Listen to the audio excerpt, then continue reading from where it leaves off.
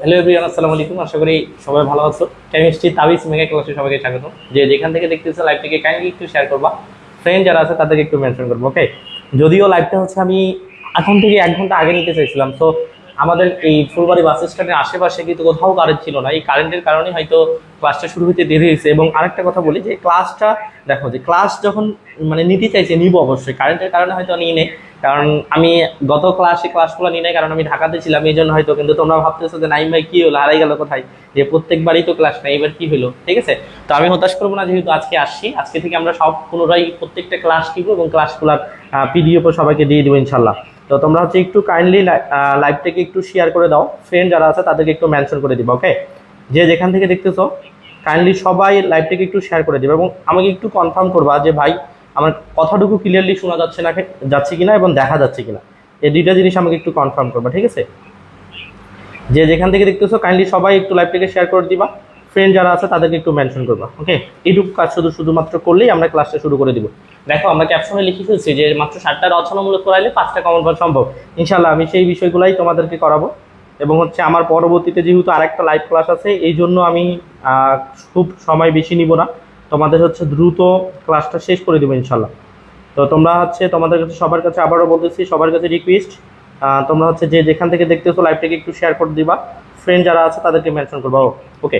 আমাদের যে গ্রুপগুলো আছে, যে আমাদের যে পার্সোনাল যে গ্রুপগুলো আছে, তাদেরকে একটু লাইভটাকে শুধুমাত্র শেয়ার করে দেবো, ঠিক আছে। ওরা হচ্ছে অনেক আগ্রহ, ক্লাসের জন্য হয়তো অনেক আগ্রহ আছে, এই জন্য তাদের গ্রুপগুলোতে একটু শেয়ার করে দিয়ে আমরা মূলত ক্লাস শুরু করব, ঠিক আছে। সো সবাই হচ্ছে কাইন্ডলি একটু রেসপন্স করো যে কথাটুকু শোনা যাচ্ছে কিনা ক্লিয়ারলি, ওকে।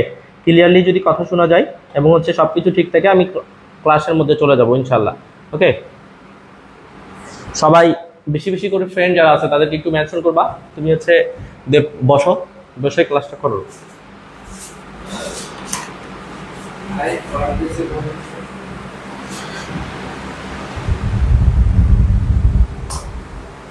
ঠিক আছে, একটা লাইভের ক্লাস সেট আপ করতে অনেকটাই প্রায় সময় লাগে, এই জন্য আসলে জাস্ট টাইমে বললো আমরা ক্লাসটা শুরু করতে পারি না। আচ্ছা ঠিক আছে, কথা শোনা যাচ্ছে। থার্মোডাইনামিক্স সাজেশন দেন, থার্মোডাইনামিক্স হচ্ছে এর পরে ক্লাস হবে ইনশাল্লাহ। তুমি হচ্ছে থাকো, 9টার দিকে ক্লাসটা শুরু হবে, 9টার দিকে ক্লাসে আইসো, তাহলে আমরা সাজেশনও পাবো, সাথে হচ্ছে ক্লাসটাও পাবো, ওকে। ঠিক আছে, তো যাই হোক, সবাই হচ্ছে কাইন্ডলি একটু লাইভটাকে বেশি বেশি করে শেয়ার করো, ফ্রেন্ড যারা আছে তাদেরকে একটু মেনশন করো, ঠিক আছে। আমাদের হচ্ছে যে ক্লাসটা আছে,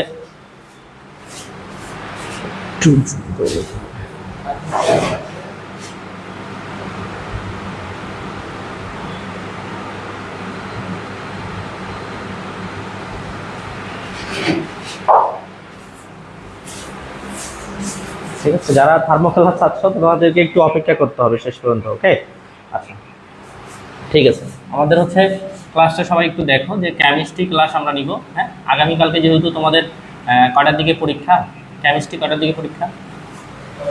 আচ্ছা, সকাল 10টায় কেমিস্ট্রি পরীক্ষা। আশা করি সবাই হচ্ছে কমন পাবা। দেখো, কেমিস্ট্রির ব্যাপারটা হচ্ছে কি, তুমি অতি সংক্ষিপ্ত রচনামূলক পাঠটা খুব ভালোভাবেই কমন পাবা।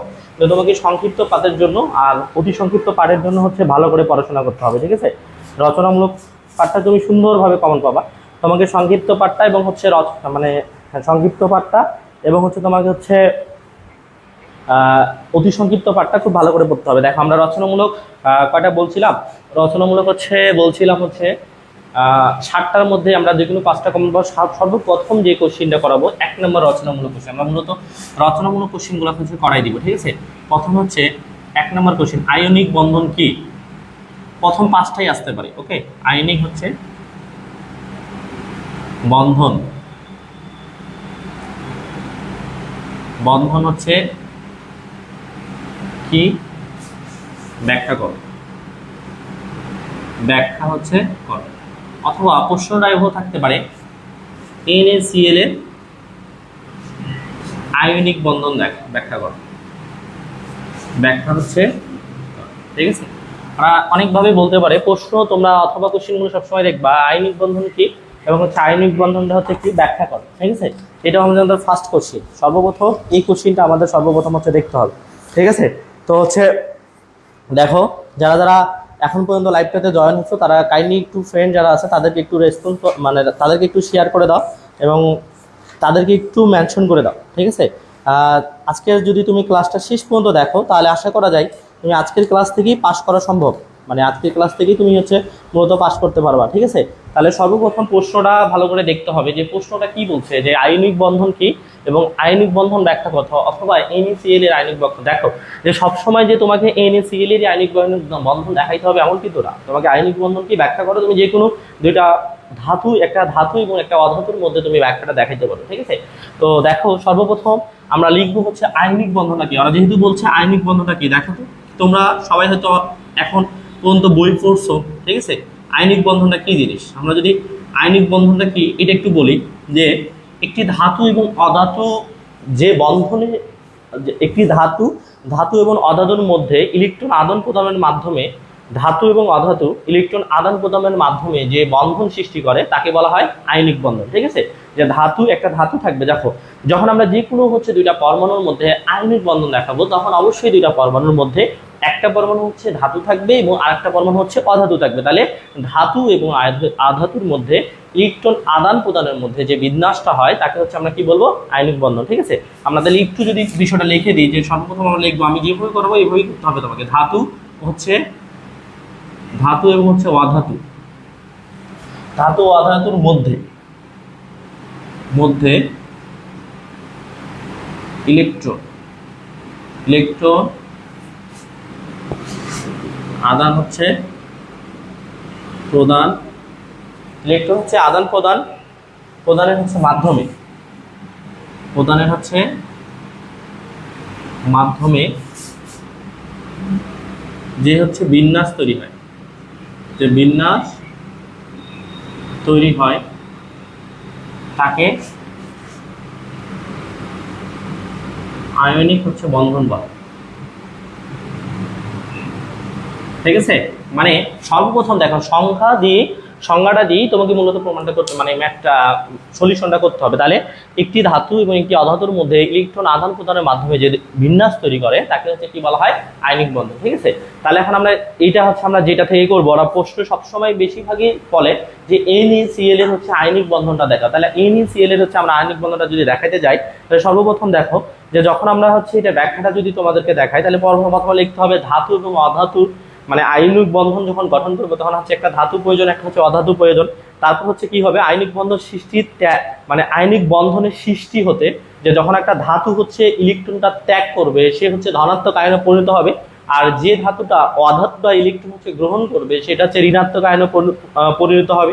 এবং একটা যে কোনো পরমাণুর সর্বশেষ কক্ষপথ যেটা আছে, এই সর্বশেষ কক্ষপথে ও কিন্তু হচ্ছে নিষ্ক্রিয়তা অর্জন করতে চায় অথবা অষ্টকপূর্ণ হতে চায়। তাহলে ও যখন একটা ইলেকট্রন ত্যাগ করবে তখন ওর সর্বশেষ কক্ষপথে 8টা ইলেকট্রন থাকবে। এই 8টা ইলেকট্রন মানে হচ্ছে সর্বশেষ কক্ষপথে তার অষ্টক পূরণ হয়েছে এবং নিষ্ক্রিয় গ্যাসের হচ্ছে অর্জন করছে।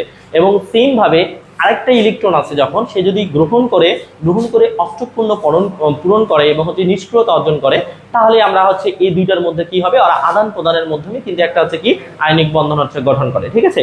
তো যাই হোক, আমরা ওই কথাটুকু না লিখে নিয়ে আমরা যে পরমাণুটার মধ্যে এই বাংলা কথাটুকু লিখতে হবে, ক্লাস শেষে তোমাদের হচ্ছে আমি সলিউশনটা দিব, ওকে। যে ক্লাস শেষে যে আয়নিক বন্ধন, মানে এই প্রত্যেকটা রচনামূলকের সলিউশনগুলো যে সাধারণ লেখা আছে আমার, এই সলিউশনগুলো তোমাদেরকে দিয়ে দিব, সুন্দর ওখান থেকে পড়লে হয়ে যাবে। তাহলে আমরা যে বিষয়টা নিয়ে করবো, দেখো আমি কিন্তু বাংলা কথাটা লিখলাম না, আয়নিক বন্ধন কাকে বলে সেটা বললাম। তারপর হচ্ছে NaCl এর হচ্ছে আয়নিক বন্ধন, NaCl এর হচ্ছে আয়নিক বন্ধনটা হচ্ছে আমরা দেখাবো, ঠিক আছে। NaCl এর হচ্ছে আয়নিক বন্ধন নিম্নে ইলেকট্রন বিন্যাসের মধ্যে দেখা যায়, ইলেকট্রন বিন্যাস এর মাধ্যমে হচ্ছে দেখানো, ঠিক আছে। তারপর মানে এই কথাটুকু লেখার পর কিন্তু আমাকে যে কথাটুকু লিখতে হবে এটা কিন্তু আমি বলে দিলাম, মানে ক্লাস শেষে আমি সলিউশনটা দিয়ে দিব, শুধুমাত্র বুঝাই। দেখো আমরা জানি এর মানে হচ্ছে সোডিয়াম, সোডিয়াম হচ্ছে পারমাণবিক সংখ্যা হচ্ছে 11। এটা যদি আমরা ইলেকট্রন বিন্যাস করি তাহলে আমরা পাবো 1s2 2s2 2p6, তারপর হচ্ছে 3s হচ্ছে 1। মানে সোডিয়ামের হচ্ছে 11টা পরমাণু, পারমাণবিক সংখ্যা হচ্ছে 11, তাহলে 2টা 4টা 6টা আর হচ্ছে 1 কয়টা 11টা, ঠিক আছে। তারপর হচ্ছে আরেকটা আছে ক্লোরিন। ক্লোরিনের যদি আমরা ইলেকট্রন বিন্যাস করি তাহলে দেখো আমরা পাবো 1s2, তারপর পাবো 2s2, তারপর পাবো 2p6, তারপর পাবো হচ্ছে 3s হচ্ছে s2, তারপর হচ্ছে 3p। তাহলে হচ্ছে কয়টা হলো 10টা আর 2টা 12টা, তাহলে 3p হচ্ছে 17টা, তো তাহলে 3p হচ্ছে কত হবে 5। দেখো তো আমরা প্রথম এই ইলেকট্রন বিন্যাসটা যখন ধরলাম, সোডিয়ামের ইলেকট্রন বিন্যাসটা সর্বশেষ কক্ষপথে দেখো যে আমার একটা ইলেকট্রন আছে, এটা কিন্তু s অরবিটাল। এই অরবিটালে কয়টা ইলেকট্রন আছে? একটা। এই সোডিয়াম চাবে যে একটা ইলেকট্রন ত্যাগ করে সর্বশেষ কক্ষপথটাতে, এই যে যেটা 2 দেখো, এই সর্বশেষ কক্ষপথে 8টা, এই 2 আর এই 6 যদি আমরা যোগ করি তাহলে কটা হবে? 8টা, অষ্টক পর্ণ পূরণ করে নেবে। এবং ক্লোরিন কি করবে যে সর্বশেষ কক্ষপথে দেখো তো আর কয়টা, এই যে দেখো 3তে 2টা আর 5টা, কয়টা হলো 7টা। এখান থেকে যদি একটা গ্রহণ করে তাহলে কয়টা হয়ে যাবে? 8টা। সে তাহলে অষ্টক পর্ব পূরণ করবে, তাহলে ও নিষ্ক্রিয় গ্যাসের অর্জন করবে, ও নিষ্ক্রিয় গ্যাস অর্জন করবে। এইভাবেই কিন্তু NaCl হচ্ছে আয়নিক বন্ধনটা হচ্ছে কি করে? গঠন করে, ঠিক আছে। তাহলে হচ্ছে এখন এটা সর্বপ্রথম আমরা লিখবো ধাতু এবং অধাতুর মধ্যে ইলেকট্রন আদান প্রদানের মাধ্যমে যে বিন্যাস তৈরি করে তাকে হচ্ছে আয়নিক বন্ধন বলে। তারপর হচ্ছে আয়নিক বন্ধন করতে একটা ধাতু পরমাণু লাগবে, একটা অধাতুর পরমাণু লাগবে। ধাতু পরমাণু ইলেকট্রন ত্যাগ করে ধনাত্মক আয়নে পরিণত হবে, তারপর হচ্ছে অধাতু পরমাণু ইলেকট্রন গ্রহণ করে ঋণাত্মক আয়নে পরিণত হবে।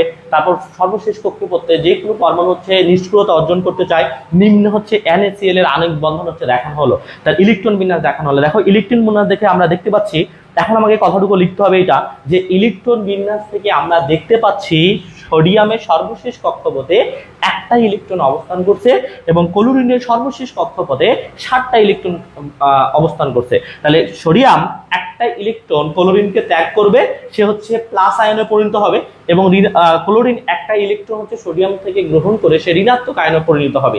এইভাবে এরা কি করে? আয়নিক বন্ধনটা হচ্ছে গঠন করে। আমরা যদি এটাকে মানে গঠন প্রণালী অনুসারে দেখাতে চাই তাহলে ব্যাপারটা দেখো তো কেমন হয়। তাহলে আমরা এখান থেকে কি বুঝতে, যদি এটা আমরা বিক্রিয়াটা একটু দেখি, দেখো খেয়াল করো যে এটা যদি আমরা বিক্রিয়াটা দেখি তাহলে বিক্রিয়াটা হচ্ছে কি, যে ওরা একটা ইলেকট্রন ত্যাগ করে। দেখো সোডিয়াম ই হচ্ছে প্লাস, মানে একটা ইলেকট্রন কি করবে? ত্যাগ করবে, সরি ই মাইনাস, ই হচ্ছে মাইনাস, তাহলে এ কি হবে? Na plus. আর ক্লোরিন হচ্ছে একটা ইলেকট্রন কি করবে? গ্রহণ করবে, তাহলে হচ্ছে ক্লোরিন হবে কি হবে? মাইনাস। এই যে এদের যদি তুমি বিক্রিয়াটা দেখাইতে চাও তাহলে তোমাকে এই বিক্রিয়াটা দেখাইতে হবে। এই বিক্রিয়াটা দেখাইতে পারলে এবং হচ্ছে সবকিছু যদি ঠিকঠাক লেখো তাহলে তোমাকে ফুল মার্ক দিবে। তারপর দেখো আমরা যদি এর হচ্ছে গঠন প্রণালীটা দেখি, মানে গঠন প্রণালীটা যদি তুমি সবকিছু দিবা, ঠিক আছে। গঠন হচ্ছে প্রণালী, এই গঠন প্রণালী যদি চিন্তা করো, দেখো এই একটা গঠন প্রণালী, এখানে সোডিয়াম আর এটাকে ধরলাম আমরা হচ্ছে ক্লোরিন। তো সোডিয়াম হচ্ছে প্রথমে দেখো তো, প্রথমে হচ্ছে ধরলাম এখানে 8টা আছে, এখানে একটা 2টা, প্রথম কক্ষপথে আছে 2টা, পরের কক্ষপথে কয়টা থাকে? 8টা, 6টা আর 2টা 8টা, আর 11টা যেহেতু 10টা হয়েছে একটা থাকবে।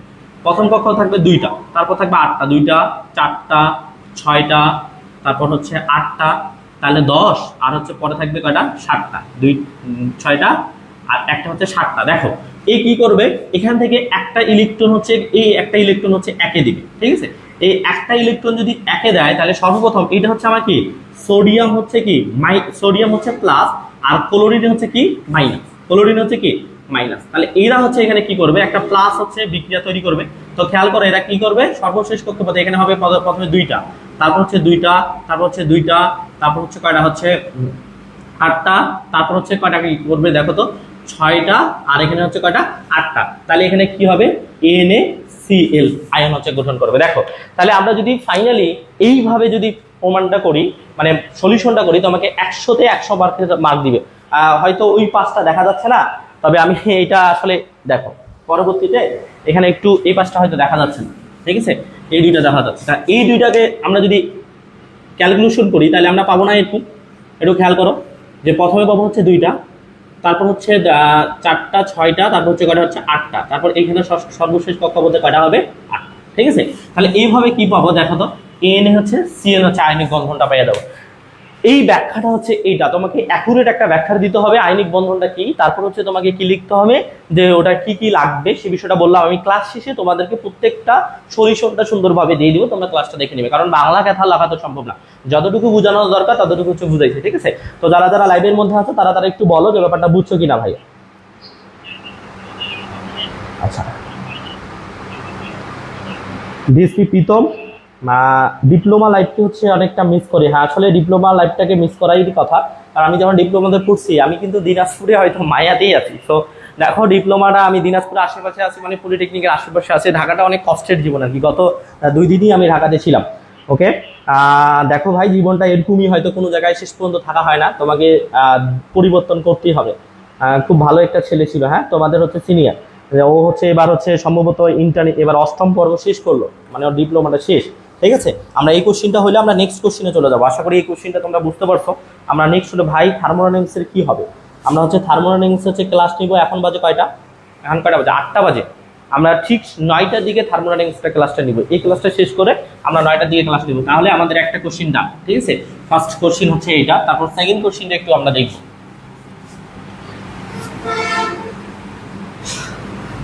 আচ্ছা, সেকেন্ড কোশ্চিনটা অনেক ইম্পর্টেন্ট। আমি প্রথম 5টা করাবোই, 5টা হয়তো সম্ভবত বেশি আসার সম্ভাবনা থাকবে। প্রথম 5টা, সেকেন্ড কোশ্চিনটা একটু খেয়াল করো। বাফা দ্রবণের ক্রিয়াকৌশল ব্যাখ্যা করো। নাম্বার 2, বাফার হচ্ছে দ্রবণের ক্রিয়া হচ্ছে কৌশল।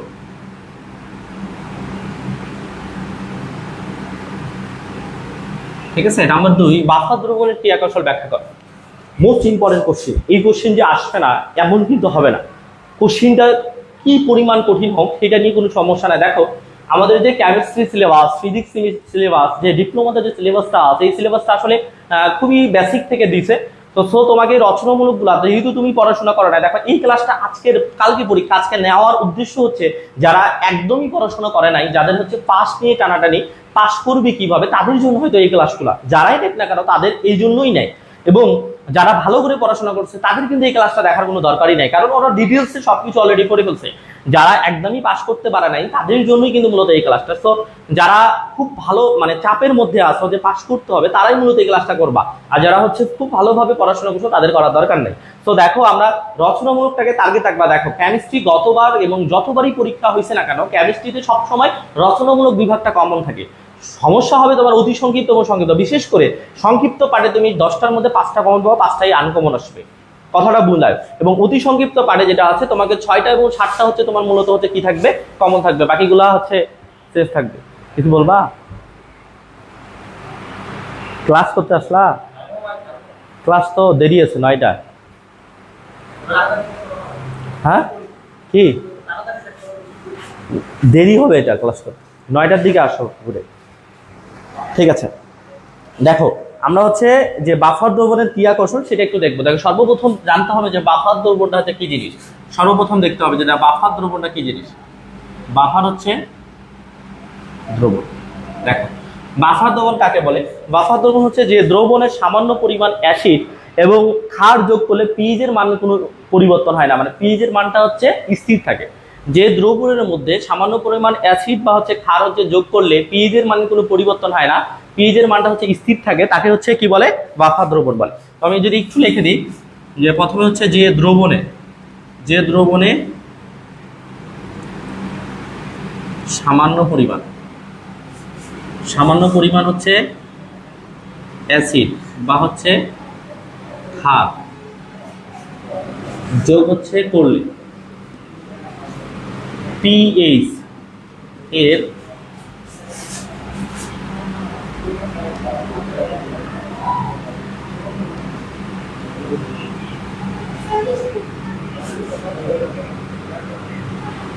এর মানের কোনো পরিবর্তন হয় না, তাকে হচ্ছে বাফার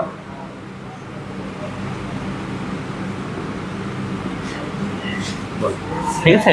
যে দ্রবণে সামান্য পরিমাণ অ্যাসিড বা ক্ষার যোগ করলে পিএইচ এর মানে কোনো পরিবর্তন হয় না, তাকে হচ্ছে কি বলে?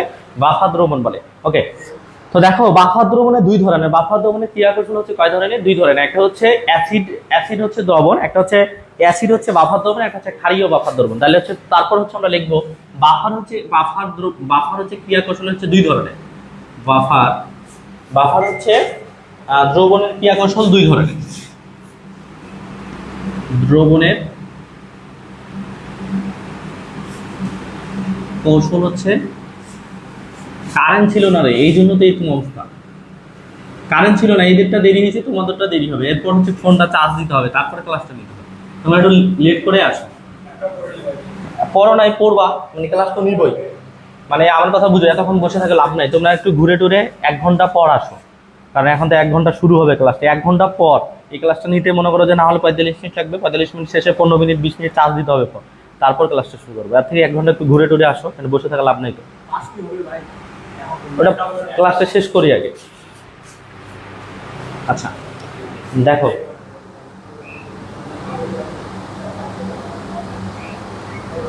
ঠিক আছে। তারপর হচ্ছে দেখো যে আমাদের হচ্ছে বাফার দ্রবণের ক্রিয়া কৌশল হচ্ছে দুই ধরনের। একটা হচ্ছে অ্যাসিড হচ্ছে বাফার দ্রবণ, একটা হচ্ছে ক্ষারীয় হচ্ছে বাফার দ্রবণ। আমরা যদি বলি তাহলে এটা হচ্ছে অ্যাসিড বাফার হচ্ছে দ্রবণ, আর 2 নম্বর হচ্ছে ক্ষারীয় বাফার দ্রবণ। ঠিক আছে, তাহলে বাফার দ্রবণ আমরা এই দুইটা হচ্ছে যে বাফার দ্রবণের ব্যাপারটা দেখো, যে বাফার দ্রবণের ক্রিয়া কৌশল আলোচনা করো। তাহলে যে দ্রবণে সামান্য পরিমাণ অ্যাসিড বা ক্ষার যোগ করলে পিএইচ এর কোনো পরিবর্তন হয় না, তাকে হচ্ছে বাফার দ্রবণ বলে। তাহলে প্রথমে যেটা হচ্ছে অ্যাসিড হচ্ছে বাফার দ্রবণ, তারপর হচ্ছে ক্ষারীয় বাফার দ্রবণ। তাহলে অ্যাসিড বাফার দ্রবণটা কি জিনিস? তো ভাইয়া অ্যাসিড বাফার দ্রবণ হচ্ছে, অ্যাসিড বাফার দ্রবণের আলোচনার জন্য আমরা একটা বিক্রিয়া নিয়ে কাজ করব। এই বিক্রিয়াটাতে দেখবো যে যখন আমরা বিক্রিয়াটা করার পর পিএইচটা হচ্ছে আমার স্থির থাকবে, তাহলে আমরা যেটা বলতে পারবো অ্যাসিড হচ্ছে বাফার দ্রবণ। মানে বাফার দ্রবণের মূল থিমটা হচ্ছে কি, সবসময় পিএইচ এর মানটা হচ্ছে পরিবর্তন হবে না, পিএইচ এর মানটা কি থাকবে, স্থির থাকবে। সেটা হচ্ছে আমরা কি করব, অ্যাসিড বাফার দ্রবণ বলবো। আবার সেম ক্ষারীয় বাফার দ্রবণ যখন আমরা বিক্রিয়াটা দেখাবো, তখনও কিন্তু হচ্ছে আমরা কি করব, যে পিএইচ এর মানটা স্থির দেখাবো, মানে পিএইচ এর মানটা কোনো পরিবর্তন হবে না, সেটাকে আমরা বলবো কি, ক্ষারীয় বাফার দ্রবণ। তাহলে খুব ভালো করে একটু খেয়াল করো, আমি কিন্তু খুব শর্টই বোঝাচ্ছি, খুব ডিটেলসে কিন্তু বলতেছি না। তাহলে আমরা যখন অ্যাসিডের বাফার দ্রবণ করবো, তখন আমরা অ্যাসিডিক অ্যাসিড নিয়ে কাজ করব, এই বিক্রিয়াটা দেখাবো। এবং যখন আমরা ক্ষারীয় বাফার দ্রবণ দেখাবো, তখন আমরা অ্যামোনিয়া হচ্ছে অক্সাইডের বিক্রিয়াটা দেখাবো। তাহলে অ্যাসিডিক অ্যাসিড এবং অ্যামোনিয়া অক্সাইডের বিক্রিয়াটা দেখাতে দিতে পারলেই সেটা আমাদের বাফার দ্রবণের ক্রিয়া কৌশল আমরা বলতে পারবো। ঠিক আছে, তাহলে অ্যাসিড হচ্ছে বাফার দ্রবণ। বাফার দ্রবণ আলোচনার জন্য তাহলে আমরা প্রথমে এইটা নিয়ে হচ্ছে আলোচনা করব। অ্যাসিড হচ্ছে অ্যাসিডের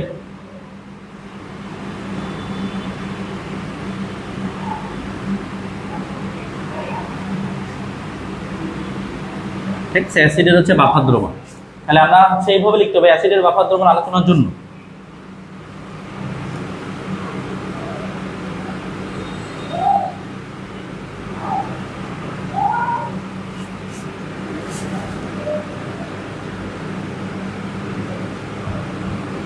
আলোচনার জন্য ঠিক আছে, যেটা হচ্ছে আমরা অ্যাসিডিক অ্যাসিড নিয়ে হচ্ছে বিক্রিয়াটা দেখাবো। অ্যাসিডিক অ্যাসিডের হচ্ছে রাসায়নিক সংখ্যাটা হচ্ছে CH3, C+O হচ্ছে H। এটা হচ্ছে অ্যাসিডিক হচ্ছে অ্যাসিড। বিক্রিয়াটি বর্ণনা করা হলো, বিক্রিয়াটি বর্ণনা করা হচ্ছে, ঠিক আছে, বিক্রিয়াটি বর্ণনা করা হলো। দেখো অ্যাসিডের বাফার দ্রবণ আলোচনার জন্য অ্যাসিডিক অ্যাসিড মানে CH3 C+H হচ্ছে বিক্রিয়াটি হচ্ছে কি করা হলো, বর্ণনা করা হলো। দেখো আমরা যদি এটাকে বিক্রিয়া করি, CH3 C হচ্ছে +O হচ্ছে H, ওকে, এই বিক্রিয়া করলে ব্যাপারটা এরকম হবে যে হচ্ছে CH3 C+O মাইনাস প্লাস হচ্ছে H প্লাস, মানে CH3 মানে এমন অ্যাসিডিক, এটা হচ্ছে অ্যাসিডিক। অ্যাসিডিকের সাথে যদি আমরা অ্যাসিড যোগ করি, তাহলে আমরা কি পাই, অ্যাসিডিক হচ্ছে সরি আমরা পাই অ্যাসিডিক হচ্ছে অ্যাসিড, মানে অ্যাসিড মানে অ্যাসিডের সাথে যদি আমরা অ্যাসিড হচ্ছে যোগ করি, তাহলে আমরা কি পাই, অ্যাসিডিক অ্যাসিড। তো এখান থেকে আমরা যে বিক্রিয়াটা থেকে যে বিষয়টা বুঝতে পারতেছি, যে বিক্রিয়াটিতে দেখা যাচ্ছে যে H প্লাস অ্যাসিড হচ্ছে যোগ করা হলে CH3 মানে কি করে, অ্যাসিডিক অ্যাসিড উৎপন্ন করে, CH3 C+O হচ্ছে কি করে, উৎপন্ন করে। এটি একটি মৃদু অ্যাসিড হয়, এখানে পিএইচ এর মানটা কি হয়, কোনো পরিবর্তন হয় না। কথা বুঝো, যে এখানে যখন আমরা বিক্রিয়াটা দেখাইলাম যে CH3 C+OH এই অ্যাসিডিক অ্যাসিডটা অ্যাসিডের সাথে বিক্রিয়া করে অ্যাসিডিক হচ্ছে অ্যাসিড উৎপন্ন করে, মানে CH3 C+H, মানে এইটা প্লাস আমরা যখন এই অ্যাসিডিকটাতে H প্লাস হচ্ছে যোগ করবো, মানে অ্যাসিড যোগ করলো, এটা উৎপন্ন করার ক্ষেত্রে পিএইচ এর মানে হচ্ছে কি হয় না, কোনো পরিবর্তন হচ্ছে হয় না। কাটে দাও, পিএইচ এর মানে হচ্ছে কি হয় না, কোনো পরিবর্তন হচ্ছে হয় না। ওকে, তাহলে পিএইচ এর মানে কোনো পরিবর্তন হয় না, তাহলে আমরা এটা বলতে পারি এটা হচ্ছে একটা বাফার দ্রবণ। ঠিক আছে? তাহলে এই কথাটুকু লিখতে হবে। আমি কিন্তু খুব ভালো করে বলতেছি তোমাকে, বিক্রিয়াটিতে দেখতে পাচ্ছি যে, মানে বাংলা কথা তো লেখা সম্ভব না ভাই, কারণ যেহেতু কালকে পরীক্ষা। বিক্রিয়াটিতে দেখতে পাচ্ছি যে এইচ প্লাস, শর্ট করে লিখে দিই, এইচ প্লাস হচ্ছে আয়ন, মানে এইচ প্লাস অ্যাসিড যোগ করে, এইচ প্লাস হচ্ছে অ্যাসিড হচ্ছে যোগ করে, এইচ প্লাস হচ্ছে অ্যাসিড হচ্ছে যোগ করে, যোগ হচ্ছে করে CH3 সি ডাবল ওএইচ, মানে CH3 মানে অ্যাসিডিক অ্যাসিড হচ্ছে উৎপন্ন করে। তো উৎপন্ন করায় এটি হচ্ছে একটি মৃদু অ্যাসিড হয়, এটি একটি মৃদু অ্যাসিড হয়, পিএইচ এর মান, মানে পিএইচ এর মান কোনো পরিবর্তন হয় না, পিএইচ এর মান কোনো হচ্ছে কি হয় না, পরিবর্তন হয় না। একে হচ্ছে কি বলে, বাফার দ্রবণ বলে, বাফার দ্রবণের ক্রিয়া কৌশল বলে। আশা করি ব্যাপারটা বুঝতে পারছো, ঠিক আছে? তাহলে এটা আমরা অ্যাসিডের ক্ষেত্রে দেখালাম, সিম হচ্ছে আমরা ক্ষারের ক্ষেত্রে দেখাবো। ক্ষারের ক্ষেত্রে দেখা যদি দেখি সেখানেও পিএইচ এর মান কোনো পরিবর্তন হচ্ছে না, তাহলে আমরা বলতে পারবো সেটা হচ্ছে একটা বাফার দ্রবণের হচ্ছে ক্রিয়া কৌশল। আশা করি বিষয়টা বুঝতে পারছো। আমি ক্লাস শেষে সলিউশনগুলো দিব ইনশাআল্লাহ। আমরা সলিউশনগুলো বাংলা কথাগুলো সুন্দর করে লেখা আছে। দেখো ভাই, কেমিস্ট্রি মানে হচ্ছে ভূগর্ভ বিদ্যার একটা ব্যাপার, এমন হচ্ছে তোমাকে এখানে থিওরি ব্যাপার করতে হবে। এখানে শুধুমাত্র বিক্রিয়াগুলো থাকবে, বিক্রিয়াগুলো তোমাকে ভালো করে লিখতে হবে, ঠিক আছে? তাহলে হচ্ছে আমরা একটু ক্ষারীয় দ্রবণ দিই। ক্ষারীয় হচ্ছে দ্রবণ, এই ক্ষারীয় দ্রবণে দেখো, তাহলে এই ক্ষারীয় দ্রবণ হচ্ছে ক্ষারীয় দ্রবণ হচ্ছে বিক্রিয়াটিতে আমরা হচ্ছে এভাবে বলবো যে ক্ষারীয় বাফা দ্রবণের ক্রিয়া কৌশলের জন্য অ্যামোনিয়া অক্সাইড হচ্ছে নিম্নে দেখানো হলো। ক্ষারীয় দ্রবণ, ক্ষারীয় বাফা দ্রবণের ক্রিয়া কৌশলে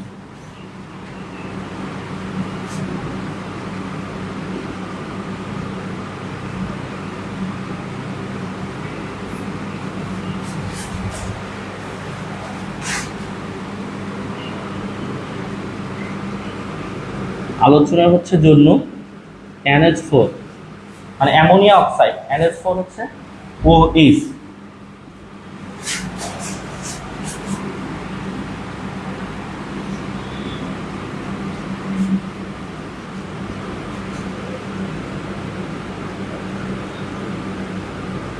ঠিক আছে? ক্ষারীয় বাফা দ্রবণ ক্রিয়া কৌশল আলোচনার জন্য NH4OH বিক্রিয়াটি হচ্ছে কি হলো ভাই, দেখানো হলো, ঠিক আছে? তাহলে এটা যদি আমরা বিক্রিয়াটি একটু দেখাই, দেখো আমরা প্রথমে যদি এটা বিক্রিয়াটা দেখাই, তাহলে হচ্ছে NH হচ্ছে 4OH, এটাকে হচ্ছে তাহলে কি হবে, NH মানে অ্যামোনিয়াটা হবে প্লাস 4 প্লাস প্লাস হচ্ছে ক্লোরিন, OH টা হবে কি, অক্সাইডটা হবে কি মাইনাস। তাহলে হচ্ছে অ্যামোনিয়ার সাথে হাইড্রো অক্সাইড মানে অ্যামোনিয়ার সাথে যদি অক্সাইডটা হচ্ছে বিক্রিয়া করে, তাহলে হচ্ছে আমরা কি পাবো, অ্যামোনিয়া অক্সাইড মানে NH4OH। তাহলে এখান থেকে আমরা এভাবে বলতে পারবো যে ক্ষার বা OH দ্রবণ যোগ করলে, বা যখন আমরা হচ্ছে অ্যামোনিয়ার সাথে OH দ্রবণটা হচ্ছে যোগ করব, তখন হচ্ছে কি হবে, NH4OH হচ্ছে কি হবে, উৎপন্ন হবে। যখন আমাদের এখন লিখবো যে এখানে এখানে তাহলে OH হচ্ছে OH দ্রবণ, দ্রবণ যোগ করলে, যোগ হচ্ছে করলে, যোগ করলে NH4OH হচ্ছে কি হয়, উৎপন্ন হয়। NH4OH হচ্ছে কি হয়, উৎপন্ন হয়। তাহলে দেখো এখানে OH দ্রবণ যদি যোগ করে, তাহলে NH4OH হচ্ছে উৎপন্ন হয়। এখানে ক্ষার না, মানে এখানে হচ্ছে ক্ষার যোগ করার পর পিএইচ এর মানের কোনো কি হয় না, পরিবর্তন হয় না। মানে এখানকার যে অ্যাসিডটা যোগ করছি, এই অ্যাসিডটা হচ্ছে পিএইচ এর মানের কি কোনো হয় না, পরিবর্তন হয় না। পিএইচ এর মানটা যদি পরিবর্তন না হয়, স্থির থাকে, তাহলে সেটাকে আমরা কি বলতে পারবো, বাফার দ্রবণের ক্রিয়া কৌশল। তাহলে তোমাকে কি করতে হবে, এই অ্যামোনিয়া অক্সাইড এবং হচ্ছে অ্যাসিডিক অ্যাসিড, এই এমন অ্যাসিডিক অ্যাসিড যেটা হচ্ছে আমরা কি বললাম CH3 সি হচ্ছে ডাবল OH, এটা বিক্রিয়া দেখে আমরা দেখলাম হচ্ছে অ্যাসিডের ক্ষেত্রে পিএইচ এর মানে কোনো পরিবর্তন হয় না। এটা বিক্রিয়া দেখে হচ্ছে আমরা দেখলাম হচ্ছে ক্ষারীয় দ্রবণে পিএইচ এর মানে কোনো পরিবর্তন হয় না। তাহলে পিএইচ এর মানে যদি কোনো পরিবর্তন হয়, দেখো তো একটি দ্রবণের সামান্য পরিমাণ অ্যাসিড বা হচ্ছে ক্ষার যোগ করলে পিএইচ এর মানের কি হয় না, পরিবর্তন হয় না। পিএইচ এর মানের কি হয় না, পরিবর্তন হয় না, তাকে কি বলা হয়, বাফার দ্রবণ। তাহলে দুইটা বিক্রিয়া নিয়ে যে আমরা কাজ করছি, সেখানে কিন্তু দুইটাতেই পিএইচ এর মানে কোনো পরিবর্তন হয় নাই, পিএইচ এর মানটা স্থির ছিল। তাহলে নিঃসন্দেহে সেটাকে আমরা বাফার দ্রবণ বলতে পারি, ঠিক আছে? আশা করি বিষয়টা বুঝতে পারছো। ক্লাস শেষে আমি ক্লাসটা সলিউশনটা তোমাকে দিয়ে দিব, তুমি ভালো করে পড়লে বুঝতে পারবে। আমি তোমাকে মেন থিম যতটুকু আছে ততটুকু বোঝার চেষ্টা করতেছি, কারণ এই বাংলা লেখাগুলো লিখে পড়ানোর মতো এখন হয়তো সময় নাই। ওকে, যেহেতু আগামী সকাল 10টায় এরপর আমার আরেকটা ক্লাস আছে, কারেন্টের কারণে ডিস্টার্বটা হয়ে গেছে। ওকে, আশা করি বুঝতে পারছো। আমরা নেক্সট কোশ্চেনে যাবো, নেক্সট ক্লাসে।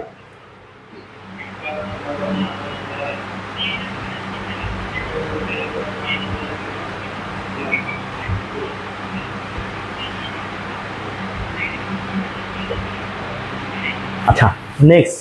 ওকে,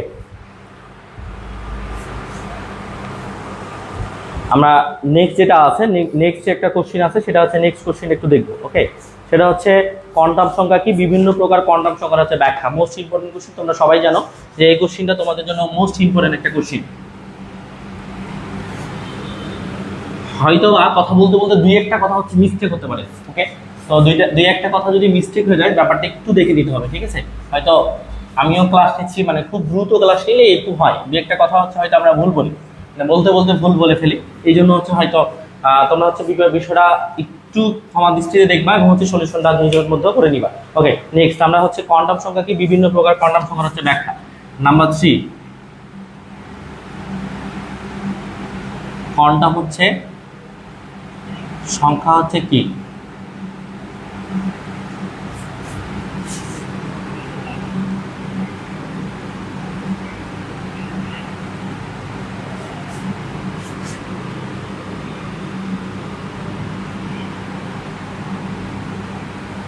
ঠিক আছে, কোয়ান্টাম সংখ্যা কি, বিভিন্ন প্রকার কোয়ান্টাম সংখ্যা হচ্ছে ব্যাখ্যা করো। সর্বপ্রথম তোমাকে জানতে হবে যে কোয়ান্টাম সংখ্যাটা হচ্ছে কি। ঠিক আছে, কোয়ান্টাম সংখ্যা হচ্ছে যে সংখ্যার সাহায্যে পরমাণু শক্তি স্তরের আকার আকৃতি, তারপর হচ্ছে ত্রিমাত্রিক বিন্যাস,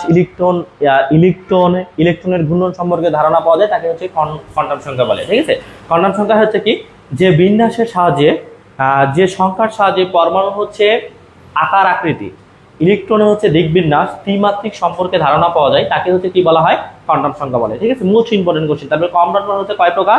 4 প্রকার। একটা হচ্ছে প্রধান কোয়ান্টাম সংখ্যা, একটা হচ্ছে সহকারী কোয়ান্টাম সংখ্যা, একটা হচ্ছে চুম্বকীয় কোয়ান্টাম সংখ্যা, একটা হচ্ছে ঘূর্ণন কোয়ান্টাম সংখ্যা। তাহলে প্রধান কোয়ান্টাম সংখ্যা, একটা হচ্ছে সহকারী কোয়ান্টাম সংখ্যা, একটা হচ্ছে চুম্বক কোয়ান্টাম সংখ্যা, একটা হচ্ছে ঘূর্ণন কোয়ান্টাম সংখ্যা। তাহলে এই কোয়ান্টাম সংখ্যা কি, কাকে বলে, তারপর এই সংখ্যাগুলোর যদি তুমি ব্যাখ্যা দিতে পারো, তাহলে সমস্যাটা কোয়ান্টাম সংখ্যা কি, কত প্রকার, ব্যাখ্যাটা তুমি পেয়ে যাবে। ওকে, তাহলে সর্বপ্রথম আমরা লিখি যে কোয়ান্টাম সংখ্যাটা হচ্ছে কি।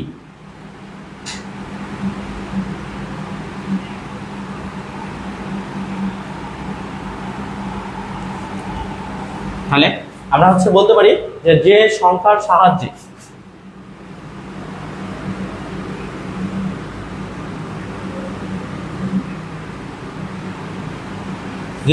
সাহায্যে পরমাণু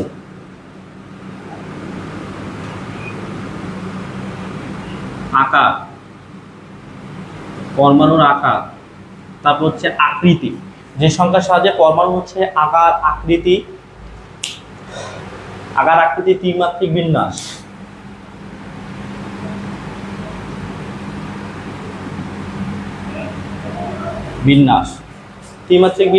ইলেকট্রনের ঘূর্ণন সম্পর্কে,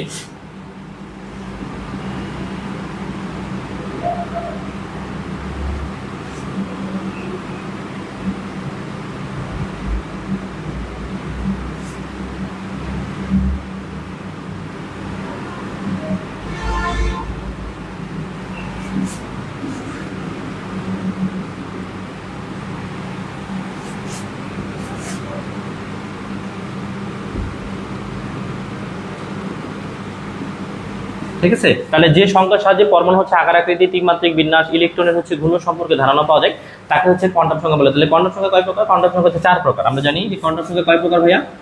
কোয়ান্টাম সংখ্যা হচ্ছে 4 প্রকার।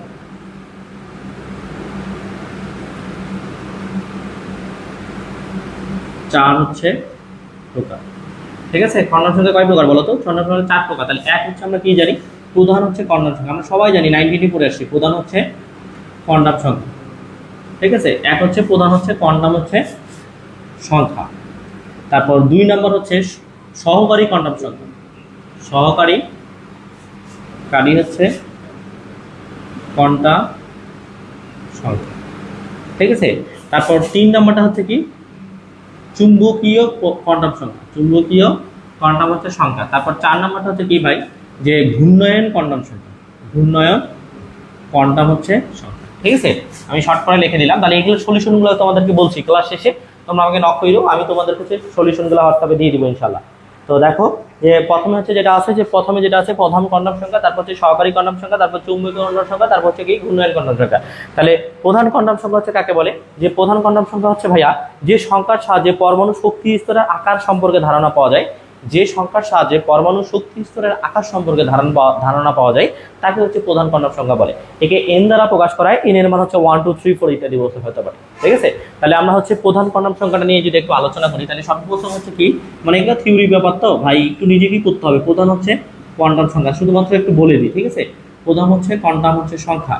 এই প্রধান কোয়ান্টাম সংখ্যা হচ্ছে কাকে বলে, যে সংখ্যার সাহায্যে পরমাণু শক্তি স্তরের আকার সম্পর্কে ধারণা পাওয়া যায় তাকে কি বলা হয়, প্রধান কোয়ান্টাম সংখ্যা। তাহলে প্রধান কোয়ান্টাম সংখ্যা হচ্ছে এন দ্বারা প্রকাশ করা। আমি যে সংখ্যার সাহায্যে লিখতেছি না, হ্যাঁ, যে সংখ্যার সাহায্যে আছে এটা লিখতেছি না, তাহলে একেই হচ্ছে এন দ্বারা প্রকাশ করা। আমি ডিরেক্ট লিখতেছি, একে হচ্ছে এন দ্বারা হচ্ছে প্রকাশ করা হয়। ঠিক আছে, একে এন দ্বারা হচ্ছে প্রকাশ করা হচ্ছে। ওকে, তারপর এন এর মান, এন ইজিক্যাল টু হচ্ছে কত হয়, 1 2 3 4 হচ্ছে যত হচ্ছে ইত্যাদি। তাহলে এখন আমরা এর মানটা হচ্ছে বসাবো। দেখো আমরা সর্বপ্রথম জানি যে সর্বপ্রথম কক্ষপথে এর সূত্রটা হচ্ছে কি, একে কি দ্বারা প্রকাশ করা, একে হচ্ছে এর সূত্রটা হচ্ছে কি 2n স্কয়ার। তাহলে প্রথম কক্ষপথে যদি আমরা একটু চিন্তা করে দেখো, সর্বপ্রথম n ইজিক্যাল টু, আমরা যদি দেখি যে n ইজিক্যাল টু হচ্ছে 1 হলে, ঠিক আছে, সেটাকে প্রথম শক্তি স্তর অথবা হচ্ছে কে সেল বলা হয়, প্রথম শক্তি স্তর। তাহলে আমরা বলি যে প্রথম শক্তি স্তর, প্রথম হচ্ছে শক্তি হচ্ছে স্তর। ঠিক আছে, প্রথম শক্তি স্তরে n ইজিক্যাল টু 1 হলে তাহলে সূত্রটা হচ্ছে 2n স্কয়ার, 2 ইনটু 1 এর উপর স্কয়ার করলে তো 1 হবে। তাহলে প্রথম শক্তি পাচ্ছি 2টা। তারপর n ইজিক্যাল টু হচ্ছে 2টা, মানে দ্বিতীয় শক্তি স্তরে দ্বিতীয় হচ্ছে শক্তি স্তর। তাহলে 2 ইনটু 2 এর উপর হচ্ছে স্কয়ার, এটাকে ক্যালকুলেশন করলে আমরা পাবো 8। তারপর n ইজিক্যাল টু হচ্ছে 3 হলে তারপর হচ্ছে কি হবে, তৃতীয় শক্তি স্তরে। তাহলে 2 ইনটু হচ্ছে 3 এর উপর হচ্ছে স্কয়ার, 2 এর উপর 3 স্কয়ার করলে আমরা কত হবে, 18। তারপর হচ্ছে ভাইয়া n ইজিক্যাল টু হচ্ছে 4 হলে, আমরা 4 পর্যন্ত দেখাইলে হয়ে যাবে। চতুর্থ শক্তি স্তর, চতুর্থ শক্তি স্তরে দেখো তো 2 ইনটু 4 এর উপর স্কয়ার, এটাকে ক্যালকুলেশন করলে কত আসবে, 32। তাহলে প্রথম শক্তি স্তরে পাচ্ছি আমরা 2টা, এটাকে বলা হয় কে সেল। তারপর হচ্ছে দ্বিতীয় শক্তির বস্তু পাচ্ছি সেটা হচ্ছে 8টা, সেটাকে বলা হয় এল সেল। তারপর তৃতীয় শক্তি স্তরে পাচ্ছি আমরা হচ্ছে 18টা, সেটাকে বলা হয় এম সেল। তারপর হচ্ছে চতুর্থ শক্তি স্তরে পাচ্ছি সেটা হচ্ছে আমরা 32টা, সেটাকে বলা হয় এন সেল। তাহলে এটা হচ্ছে কে সেল, এটা এল সেল, এটা এম সেল, এটা হচ্ছে এন সেল। আর সেলগুলোকে বলা হয় প্রথম শক্তি স্তর, এটাকে হচ্ছে দ্বিতীয় শক্তি স্তর, এটা হচ্ছে তৃতীয় শক্তি স্তর, এটা হচ্ছে চতুর্থ শক্তি স্তর। এই হচ্ছে আমাদের কি প্রধান কোয়ান্টাম সংখ্যার হচ্ছে ব্যাখ্যা। তাহলে প্রধান সংখ্যার কোয়ান্টাম সংখ্যা কাকে বলে, আমি আরেকবার বলতেছি, যে সংখ্যার সাহায্যে পরমাণু শক্তি স্তরের আকার সম্পর্কে ধারণা পাওয়া যায় তাকে বলা হয় প্রধান কোয়ান্টাম সংখ্যা। একে n দ্বারা প্রকাশ করা হয়, n এর মান 1 2 3 4 ইত্যাদি, এবং সূত্রটা হচ্ছে 2n স্কয়ার। এখানে আমরা ক্যালকুলেশন করলে এই 2 8 এবং 18 এবং 32 পাচ্ছি। আশা করি বিষয়টাকে বুঝতে পারছো এবং সবাই হচ্ছে এই বিষয়টা জানো। ওকে, আমরা নেক্সট কোশ্চেনে মানে নেক্সট চলে যাই, সহকারী কোয়ান্টাম সংখ্যা। তাহলে এটা যদি আমরা বিষয় দিয়ে একটু দেখো তো ভাই, সহকারী কোয়ান্টাম সংখ্যা হচ্ছে কাকে বলে, তাহলে তোমাকে প্রত্যেকটা হচ্ছে কাকে বলে এবং ব্যাখ্যাটুকু দিতে হবে। ঠিক আছে, তাহলে সহকারী কোয়ান্টাম সংখ্যা যদি আমরা বলি, সহকারী কোয়ান্টাম সংখ্যা হচ্ছে যে সংখ্যা সাপেক্ষে পরমাণু শক্তি স্তরে আকৃতি ও অরবিটাল সম্পর্কে ধারণা পাওয়া যায় তাকে বলা হয় সহকারী কোয়ান্টাম সংখ্যা। যে সংখ্যার সাহায্যে পরমাণুর শক্তি স্তরের আকৃতি এবং অরবিটাল সম্পর্কে ধারণা পাওয়া যায় তাকে বলা হয় প্রধান হচ্ছে সহকারী কোয়ান্টাম সংখ্যা। আমরা যদি একটু সহকারী কোয়ান্টাম সংখ্যাটা দেখি, সহকারী কোয়ান্টাম হচ্ছে সংখ্যা। ঠিক আছে, সহকারী কোয়ান্টাম সংখ্যা কি বললাম, যে শক্তি স্তরের যে পরমাণুর সাহায্যে, যে সংখ্যার সাহায্যে পরমাণু হচ্ছে শক্তি স্তরের আকৃতি এবং অরবিটাল সম্পর্কে ধারণা পাওয়া যায় তাকে বলা হয় সহকারী মানে কোয়ান্টাম সংখ্যা। একে এল দ্বারা প্রকাশ করা হয়। একে হচ্ছে আমরা ডিরেক্ট লিখি, একে হচ্ছে এল দ্বারা, যদিও সলিউশনগুলো আছে, প্রকাশ হচ্ছে করা হয়। ঠিক আছে, আমি সলিউশনগুলো ক্লাস শেষে দিব না। তো এল দ্বারা হচ্ছে প্রকাশ করা হয়। তারপর এল এর মান হচ্ছে 0 থেকে n-1 পর্যন্ত, মানে এল এর মান 0 থেকে n-1 পর্যন্ত। ঠিক আছে, এটা আমরা হচ্ছে শুধুমাত্র সূত্রটা ফেলে অ্যাপ্লাইগুলো করলে হয়ে যাবে। দেখো n ইজিক্যাল টু, আমরা প্রথমে ধরবো n ইজিক্যাল টু 1 হয়, n ইজিক্যাল টু হচ্ছে 1 হয়, মানে n ইজিক্যাল টু হচ্ছে 1 হয়, তবে l ইজিক্যাল টু 0, তবে l ইজিক্যাল টু 0। ঠিক আছে, তাহলে হচ্ছে উপশক্তি স্তর, যেটাকে উপশক্তি স্তর বলি আমরা, উপশক্তি স্তর, শক্তি স্তর S হচ্ছে অরবিটাল। হ্যাঁ, তাহলে হচ্ছে l equal to n equal to 1 হলে তবে l ইজিক্যাল টু 0 উপশক্তি স্তরে, মানে S অরবিটালে আমাদের সূত্রটা করবে এরকম 2 ইনটু 2l প্লাস হচ্ছে 1, 2 ইনটু 2l প্লাস হচ্ছে 1। এটা যদি আমরা ক্যালকুলেশন করি তাহলে আমরা পাবো হচ্ছে এটা 2। ঠিক আছে, l ইজিক্যাল টু হচ্ছে 2 হয়, তবে এল ইজিক্যাল টু হচ্ছে আমার কি হবে, এল ইজিক্যাল টু 0, তারপর হচ্ছে কত হবে 1, ঠিক আছে। উপশক্তির স্তর এটা এস পি ডি এফ, আমরা এটা জানি এস পি ডি এফ। তাহলে এস হচ্ছে পি, তাহলে কি হবে এখানে যদি আমরা সূত্রটা অ্যাপ্লাই করি তাহলে এখানে প্রথমে পাবো হচ্ছে 2টা, তারপর পাবো হচ্ছে 6টা, তারপর হচ্ছে পাবো 10টা, তারপরটা পাবো হচ্ছে আমরা 14টা।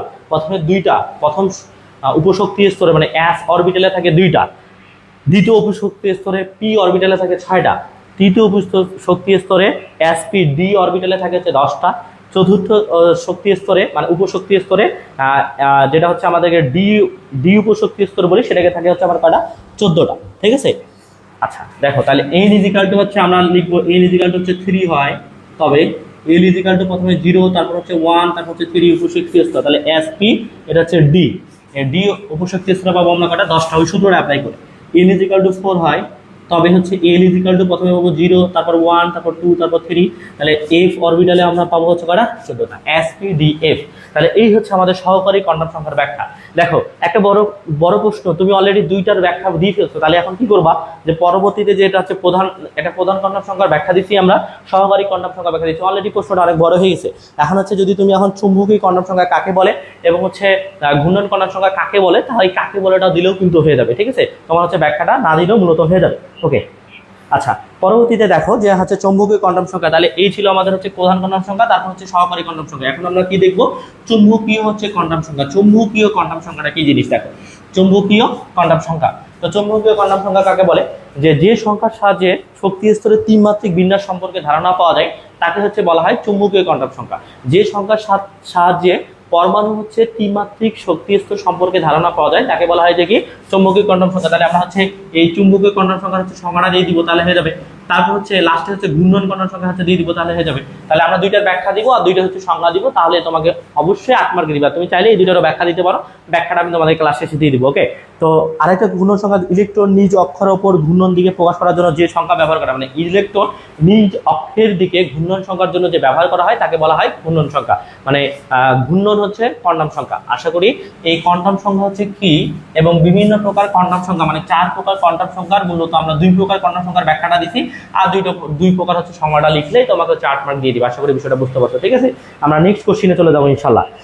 এই ছিল আমাদের 3টা কোশ্চিন। একটা হচ্ছে আমরা প্রথমে করাইছি হচ্ছে NaCl হচ্ছে আয়নিক বন্ধন, পরেরটা করাইছি আমরা বাফার দ্রবণের ক্রিয়া কৌশল, এবার হচ্ছে আমরা করাইলাম হচ্ছে কোয়ান্টাম সংখ্যা কি, বিভিন্ন প্রকার কোয়ান্টাম সংখ্যার হচ্ছে ব্যাখ্যা। এবার হচ্ছে আমরা করাবো সস্তা একটা, গতবার যেহেতু এবার দেয় নেই তবে এইটা দিতে পারে, আদর্শ গ্যাসের হচ্ছে মোলার গ্যাসের, মানে আদর্শ মোলার গ্যাসের হচ্ছে যেটা PV ইজিক্যাল টু হচ্ছে nRT বা হচ্ছে MRTও বলি আমরা, সেটাকে nRTও বলি, ওকে। তাহলে আমরা এবার এই কোশ্চেনটা করবো, খুবই সস্তা একটা কোশ্চেন, তোমরা সবাই পারো, যদি পরীক্ষাতে দিয়ে দেয় তাহলে না পড়লে হয়তো পারবা না। nRT, ওকে। PV ইজিক্যাল টু এটা প্রমাণ করে দেয়, PV ইজিক্যাল টু nRT বা আদর্শ গ্যাসের ক্ষেত্রে প্রমাণ করে যারা বলতে পারে PV ইজিক্যাল টু হচ্ছে nRT। এখানে 3টা হচ্ছে বৈজ্ঞানিক কাজ করে, একটা বয়েল, একটা হচ্ছে চার্লস, একটা হচ্ছে অ্যাভোগাড্রো। হ্যাঁ, চার্লস কি কথা বলে, বয়েল কি কথা বলে, স্থির তাপমাত্রা নির্দিষ্ট ভরের গ্যাসের তাপমাত্রা গ্যাসের উপর প্রযুক্ত চাপের ব্যস্তানুপাতিক, ঠিক আছে। তাহলে আমাদের কথাটুকু না লিখলে হবে, তাহলে সর্বপ্রথম আমরা লিখবো বয়েলের সূত্র হতে পায়, বয়েলের হচ্ছে সূত্র হতে পায়, বাংলা কথাটা তোমরা লিখে দিবা, ঠিক আছে। সূত্র হতে পায়, আমি ক্লাস শেষে তোমাদেরকে বললাম পিডিএফটা দিব। তাহলে বয়েল কি কথা বলে, যে আয়তনটা হবে চাপের হচ্ছে ব্যস্তানুপাতিক, ব্যস্তানুপাতিক মানে হচ্ছে কি 1/p, আয়তন হবে চাপের ব্যস্তানুপাতিক, সেটা হচ্ছে আমার 1 নম্বর সমীকরণ, যেখানে হচ্ছে আমার কি থাকবে, যে ভাইয়া তাপমাত্রাটা টিটা হচ্ছে কি থাকবে, স্থির থাকবে, স্থির হচ্ছে, ওকে। এর বাংলা কথাটা হচ্ছে আয়তন হচ্ছে চাপের হচ্ছে ব্যস্তানুপাতিক, এটা হচ্ছে আমরা এটা বয়েল বলে। তারপর চার্লস কি বলে, যে চার্লসের হচ্ছে সূত্র হতে পায়, চার্লসের হচ্ছে সূত্র হতে পায়। তাহলে চার্লস কি বলে ভাই, চার্লস বলে যে হচ্ছে আয়তনটা হচ্ছে তাপমাত্রার হচ্ছে সমানুপাতিক, যখন চাপটা কি থাকবে, স্থির থাকবে। আয়তন তাপমাত্রার হচ্ছে কি সমানুপাতিক, যখন হচ্ছে আমার কি চাপটায় কি থাকে, স্থির থাকে, স্থির হচ্ছে, ওকে। তারপর অ্যাভোগ্রেড কি বলে, অ্যাভো হচ্ছে গ্রেডের সংজ্ঞা হতে পায়, গ্রেডের সূত্র হতে পায়। এটা বাংলা কথাগুলো কিন্তু লিখতে হবে, হ্যাঁ, রচনামূলক কোশ্চেনে দিলে লিখতে হবে, আর সংক্ষিপ্ত দিলে না লিখলেও হবে। তাহলে আয়তনটা হবে মোলার গ্যাসের হচ্ছে সমানুপাতিক, মোলার গ্যাসকে n দ্বারা প্রকাশ করা হয়, ঠিক আছে। আয়তনটা হবে কি মোলার গ্যাসের হচ্ছে সমানুপাতিক, যখন হচ্ছে আমার কি থাকবে, যে চাপটা এবং হচ্ছে তাপমাত্রাটা হচ্ছে কি থাকবে ভাইয়া, স্থির থাকবে, স্থির হচ্ছে থাকবে, ওকে। এরা কাজ করে। তাহলে আমাদের এখানে তিনটা সূত্র থেকে মূলত প্রমাণ আসে। সর্বপ্রথম বয়েল বলে যে আয়তনটা হচ্ছে চাপের হচ্ছে ব্যস্তানুপাতিক, সেটা হচ্ছে আমার 1 নম্বর সমীকরণ। যখন তাপমাত্রাটা স্থির থাকবে, এমন হচ্ছে চার্লসের সূত্রটা হচ্ছে আয়তনটা হচ্ছে তাপমাত্রা হচ্ছে সমানুপাতিক, যখন হচ্ছে চাপটা হচ্ছে কি থাকবে, স্থির থাকবে। তারপর অ্যাভোগাড্রোর সূত্র হতে পাই, অ্যাভোগাড্রোর সূত্র হচ্ছে আয়তনটা হচ্ছে মোলার গ্যাসের হচ্ছে সমানুপাতিক, যখন হচ্ছে আমার চাপ এবং তাপমাত্রা কি থাকবে, স্থির থাকবে। তাহলে তিনটা সমীকরণকে একত্র করে পাই অথবা সমন্বয় করে পাই। বাকিটা আমরা এখানে একটু দেখি, ঠিক আছে? তাহলে আমরা লিখবো যে সমীকরণগুলোকে একত্র করে পাই, সমীকরণগুলো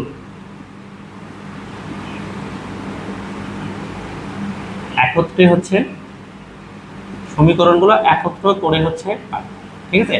সমীকরণগুলো একত্র করে পাই। দেখো সমীকরণগুলো যদি আমি একত্র করে চিন্তা করি যে ভাই, তাহলে সমীকরণের ব্যাপারে একত্র করার সময় সবসময় একই টাইপের একটা নিতে হবে। এখানে আয়তন আছে, তারপর সমানুপাতিক চিহ্ন আছে, তাহলে উপরে কি আছে যে ভাই টি এবং হচ্ছে এনটা উপরে থাকতেছে, আর নিচে কি থাকতেছে, নিচে থাকতেছে পি। ওকে, তাহলে সমানুপাতিক চিহ্নটা অবশ্যই একটা মোলার গ্যাস আসবে, সেটা কি আসবে, কে আসবে, কে টি এন ডিভাইডেড বাই হচ্ছে কত, পি। তাহলে দেখো কে হচ্ছে কি, কে হচ্ছে একটা হচ্ছে সমানুপাতিক ধ্রুবকের, আর কে এর মান হচ্ছে কত, কে এর মান হচ্ছে 1। তাহলে কেটা যদি উঠে যায় তাহলে কেটা থাকতেছে না। যদি এই পাশে আমরা একটা পি পি গুণ করি, তাহলে ওই পাশে একটা পি গুণ করতে হবে, তাহলে P T N divided by হচ্ছে কত, পি। ঠিক আছে, PV equal to N R T, N R T. আচ্ছা, তো মোলার গ্যাস এখানে কি থাকবে, যে এখানে মোলার গ্যাস সমানুপাতিক চিহ্নের টি আসবে, আর আসবে। ওকে, তাহলে এখানে থাকতেছে আর, এখানে থাকতেছে টি, আর এখানে আছে এন, আর নিচে কি থাকতেছে পি। তাহলে এই পাশে যদি একটা পি গুণ করি, তাহলে এই পাশে একটা আমাকে পি গুণ করতে হবে। তাহলে এই উপরের পি আর নিচে পি বাদ দিলে পিবি ইজিক্যাল টু আমরা কি পাচ্ছি দেখো তো, এন আর টি। পিবি ইজিক্যাল টু হচ্ছে এন আর টি, পিবি ইজিক্যাল টু হচ্ছে এন আর টি। এটাই হচ্ছে আমার কি প্রমাণিত, এটা হচ্ছে আমার আনসার। তো দেখো খেয়াল করো, এই যে মোলার গ্যাসটা যখন, যেহেতু যেটা মোলার গ্যাসের ব্যাপার, এই জন্য সমানুপাতিক চিহ্নটা কি আসে, আর আসে, মোলার গ্যাস। আর মোলার গ্যাসে আর এর মান কিন্তু 1। ওকে, তো যাই হোক, এই ছিল আমাদের হচ্ছে এটা সস্তা প্রমাণটা, এটা কিন্তু দিতে পারে। ওয়ালডেন ডান হচ্ছে ডিয়ার। আসিফ ভাই, আপনাকে মিস করতেছি, ক্লাসটা যদিও আপনাকে দিতে চাইছিলাম। আমি হচ্ছে ঢাকা থেকে আজকে আসছি সকালবেলা, তো আমি ভাবলাম যে হচ্ছে হয়তো আপনি অসুস্থ, এই জন্য আপনাকে আর বলি নাই, ক্লাসটা আমি নিচ্ছি। ওকে, তো নেক্সট ক্লাসগুলো আপনাকে দিব ইনশাল্লাহ। তো যদিও আপনারই ক্লাস ছিল এটা, আমি যদিও ক্লাস নিই না, ক্লাসটা হচ্ছে আপনারই। ওকে, তো যাই হোক, আমরা হচ্ছে নেক্সট ব্যাপারটা চলে যাই। তাহলে এইটা ছিল আমার বয়েলের ক্ষেত্রে, এটা হচ্ছে চার্লসের ক্ষেত্রে, এটা অ্যাভোগাড্রোর ক্ষেত্রে। তাহলে তিনটে সমীকরণকে একত্রিত করে আমরা পাই পিভি ইকুয়াল টু হচ্ছে এনআরটি। এই পর্যন্ত আমরা 4টা রচনামূলক দেখে ফেলছি, ঠিক আছে? এবার 5 নম্বর রচনামূলকটা দেখবো। হ্যাঁ, 5 নাম্বারটা মোস্ট ইম্পর্টেন্ট কোশ্চিন। 5 নম্বর, বুঝছো, পারমুটিভ প্রণালীর ব্যাখ্যা করো।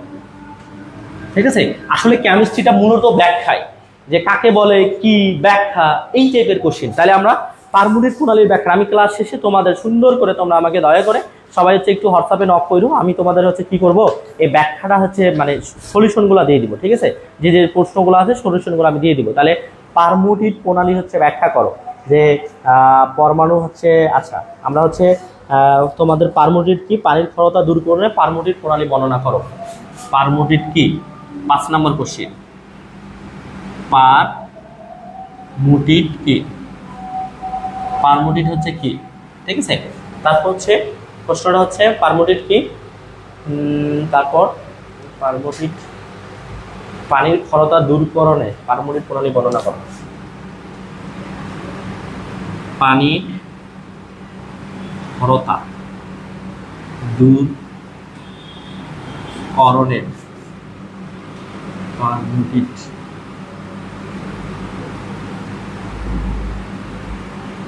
প্রণালী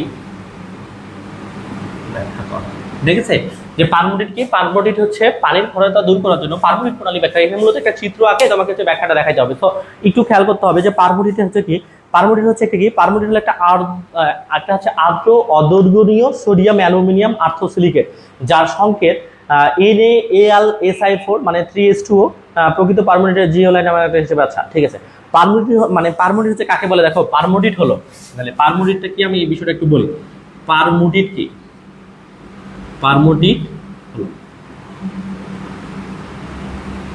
আচ্ছা তাহলে আমরা লিখবো হচ্ছে পারমুটিভ। পারমুটিভ হলো একটি আর্দ্র হচ্ছে অদ্রবণীয়, একটি হচ্ছে আর্দ্র হচ্ছে অদ্রবণীয় সোডিয়াম অ্যালুমিনিয়াম আর্থোসিলিকেট, অদ্রবণীয় সোডিয়াম সোডিয়াম হচ্ছে অ্যালুমিনিয়াম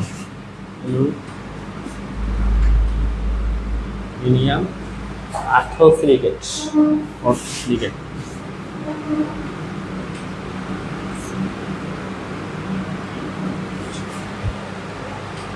যার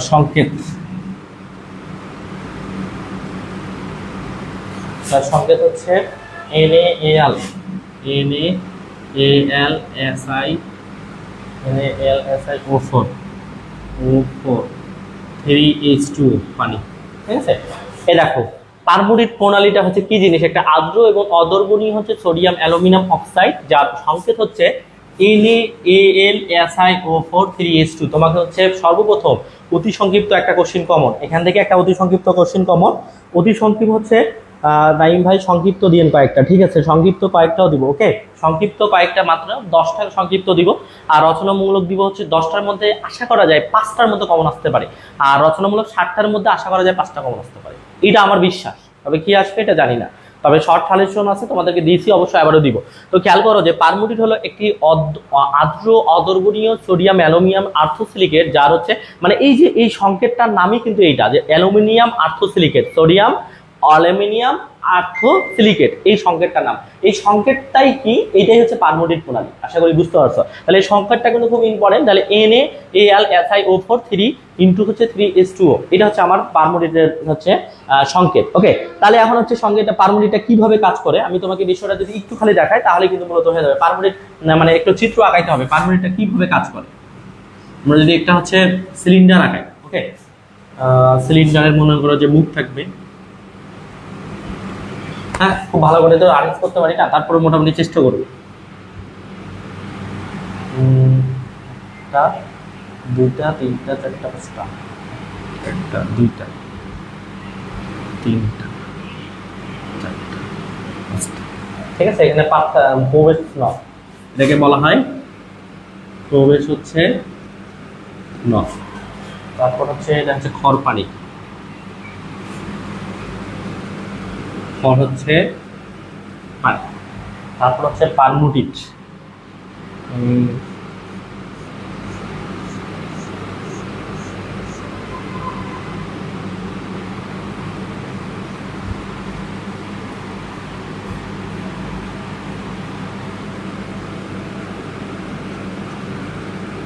হ্যাঁ, সলিউশন গুলা দিব নি। হ্যাঁ, তারপর নুড়ি পাথর,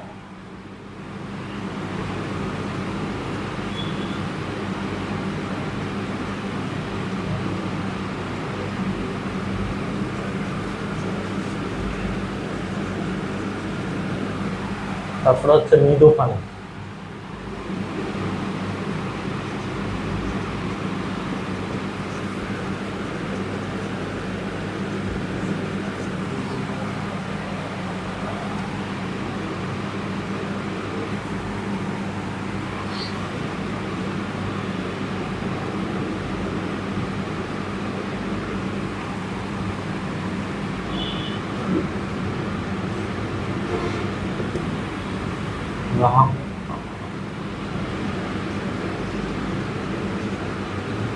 এই হচ্ছে পারমুডিট প্রণালীর হচ্ছে চিত্র।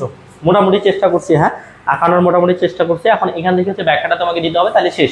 আসলে এটা বোঝানোর মতো কিছু নাই, যে একটা হচ্ছে পারমুডিট প্রণালীর সংজ্ঞা হচ্ছে NaClSiO4 3H2, এটা হচ্ছে পারমুডিট প্রণালী কাকে বলে এটা। তারপর হচ্ছে ব্যাখ্যাটা সর্বপ্রথম হচ্ছে একটা সিলিন্ডারের অঙ্কন করছে, সিলিন্ডারের মধ্যে থাকে সর্বপ্রথম হচ্ছে প্রবেশ নল। তাহলে পারমুডিট প্রণালী হচ্ছে যে ব্যাখ্যাটা দেওয়া আছে যে লৌহ নির্মিত একটি সিলিন্ডারের মাঝখানে পারমুডিট স্তর বসানো আছে। দেখো লোহা নির্মিত মানে একটা লোহা নির্মিত সিলিন্ডারের মধ্যখানে, দেখো তো এই দিক থেকে যদি চিন্তা করি এবং এদিক থেকে চিন্তা করি, তাহলে মধ্যখানে কি আছে, পারমুডিট প্রণালীটা অবস্থান করছে। ঠিক আছে, আসলে কথাটুকু আমার খালি বুঝো, তারপর হচ্ছে সলিউশনটা পাবা। তো তারপর তার উপরে বালির প্রাথমিক ফিল্টার, মানে তার উপরে বালির হচ্ছে প্রাথমিক ফিল্টারের স্তর, তার উপরে বালির, দেখো তার উপরে বলতে এই যে উপরটাতে বলতেছে বালির হচ্ছে প্রাথমিক ফিল্টার হচ্ছে কি করছে, অবস্থান করছে। তারপর প্রবেশ নল দিয়ে খড় পানি সিলিন্ডারে প্রবেশ করানো হয়, এই যে এটাকে বলা হয় প্রবেশ নল। এই প্রবেশ নল দিয়ে খড় পানি সিলিন্ডারে কি করা হয়, প্রবেশ করানো হচ্ছে, ঠিক আছে, সিলিন্ডারে প্রবেশ করানো হচ্ছে। তারপর বলতেছে খড় পানি প্রথমে বালির স্তর ভেদ করে পারমুটির স্তরে আসে। দেখো খড় পানি তখন কি করে, যে প্রথমে এই প্রবেশ নল দিয়ে হচ্ছে আমাকে কি করা হয়, যে পানি হচ্ছে দেওয়া হয়, তারপর খড় পানি হচ্ছে ভেদ করে তারপর কি আসে, পারমুটির প্রণালীতে আসে। তারপর দেখো পারমুটির প্রণালীতে আসে, এখানে পারমুটির সাথে আয়নে বিনিময় ঘটে, ফলে পানি মৃদু পানিতে পরিণত হয়। এখানে পারমুটির সাথে কি হয়, আয়নের একটা হচ্ছে কি হয়, মানে বিক্রিয়া ঘটে, যে আয়ন একটা ঘটে, আয়নের বিনিময় ঘটে, ফলে কি হয়, যে মৃদু পানিতে চলে আসে। যখন এখানে আমার হচ্ছে আয়নে মানে বিনিময় ঘটবে, তখন সেটা কোথায় চলে আসবে, এই মৃদু পানিতে চলে আসবে, মৃদু পানিতে পরিণত হয়। এই নুড়ি পাথর ভেদ করে সিলিন্ডারের নিচে জমা হয়। এই নুড়ি পাথরটা, এই যে এটা হচ্ছে আমার নুড়ি পাথর, এটা হচ্ছে আমার ভেদ করে এটা সিলিন্ডারে কোথায় জমা হয়, এই নিচটাতে, এটা কিন্তু সিলিন্ডারের নিচ, এখানে আসে কি হয়, জমা হয়। এইভাবে পানির ক্ষরতা হচ্ছে দূর করা হয়, এইভাবেই পানির ক্ষরতা কি করে, দূর করে। সর্বপ্রথম খেয়াল করো যে একটা হচ্ছে এই প্রবেশ নল দিয়ে একটা পানি হচ্ছে ভিতরে প্রবেশ করা হয়, খড় পানি সেটা অতিক্রম করে সেটা পানির পারমিউটেড প্রণালীতে আসে। এর পারমিউটেড প্রণালীতে আসে একটা আয়নের হচ্ছে বিনিময় ঘটে, একটা আয়নের বিনিময় ঘটে, সেটা নুড়ি পাথরটা অতিক্রম করে সেটা হচ্ছে কি হয়, মৃদু পানিতে বা এই সিলিন্ডারের সর্বশেষ নিচ স্তরে কি করে, অবস্থান করে, মানে সর্বশেষ নিচ স্থানে আসে। তখন আবার কি হয়, এইভাবেই কিন্তু মূলত পানির ক্ষরতা দূর করে, এইভাবেই কিন্তু মূলত পানির হচ্ছে পারমাণবিক প্রণালীটা কাজ করে, ঠিক আছে, পারমাণবিক প্রণালীটা এভাবে কাজ করে। এই ব্যাখ্যাটুকু তোমাকে লিখতে হবে, চিত্রটা আঁকাইতে হবে, সর্বপ্রথম লিখতে হবে পারমাণবিক প্রণালী কি, তারপর তোমাকে এই হচ্ছে ইয়াটা দিতে হবে, মানে সংকেতটা দিতে হবে, পারমাণবিক প্রণালীর সংকেতটা দিতে হবে, সংকেতটা দেওয়ার পর চিত্রটা আঁকাইতে হবে, চিত্রটার ব্যাখ্যা দিতে হবে, আনা, ঠিক আছে। আশা করি বুঝতে পারছো। তাহলে এই পর্যন্ত আমরা 5টা করাইছি, আর 2টা কোশ্চেন হচ্ছে আমি তোমাদেরকে লিখে দিয়ে এই ক্লাস শেষে সলিউশনগুলো তোমাদেরকে দিয়ে দিব ইনশাআল্লাহ, ঠিক আছে। তোমরা আছে সবাই আমাকে হোয়াটসঅ্যাপ নম্বর নক করবা, হোয়াটসঅ্যাপ নাম্বারটা হচ্ছে আমি তোমাকে পাশে লিখে দিই, কোথায় লিখে দিব, এখানে দেখা যাচ্ছে, এখানে 0183306 হচ্ছে 8875, ঠিক আছে। আমি ফ্রি হয়ে দিব অবশ্যই, ওকে। মানে ক্লাস শেষই তো সাথে সাথে তো দেওয়া হবে না, কারণ হচ্ছে একটু সময় লাগে, যে ফোন দিতে হবে, আমার নেক্সট আরেকটা ক্লাস আছে, ওকে। তাহলে পরবর্তী কোশ্চেন দেখো, 5টা অলরেডি কোশ্চেন বলছি, হ্যাঁ, সংক্ষিপ্তগুলো সহ দিয়ে দিব, ওকে। যারা একটু বড় করতে চাও ফুল দিয়ে দিব, যারা শুধুমাত্র রচনামূলকগুলো সলিউশনগুলো চাচ্ছ তাদেরকে আমি সলিউশনগুলো দিব, মানে ফুল সাজেশনটা দিয়ে, তো শর্ট সাজেশনটা দিয়ে সলিউশনগুলো দিয়ে দিব, ওকে। তো এখন হচ্ছে আমাদের যেটা হচ্ছে কোশ্চেনটা দেখবো, একটা হচ্ছে পরমাণুর মূল কণিকাগুলো কি কি। এখানে একটা কোশ্চেন আছে না, যে পরমাণু স্থায়ী কণিকাগুলো বর্ণনা করো, এরকম একটা কোশ্চেন আছে, খুবই সস্তা। পরমাণুর হচ্ছে স্থায়ী, পরমাণু হচ্ছে স্থায়ী মূল কণিকাগুলো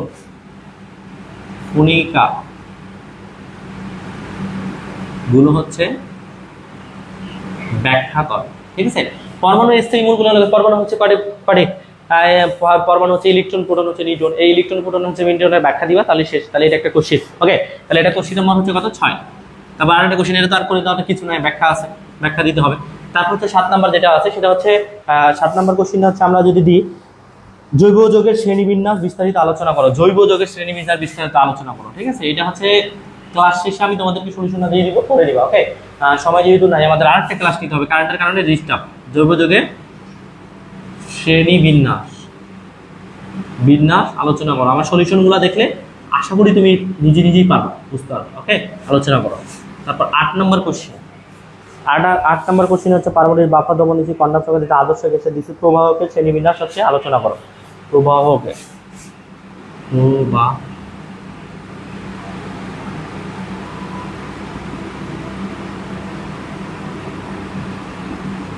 এই 2টা কোশ্চেন শুধু আমি একটু পড়াইলাম না, ঠিক আছে। বিন্যাস হচ্ছে সলিউশনটা দিয়ে দিব, আলোচনা হচ্ছে, ওকে।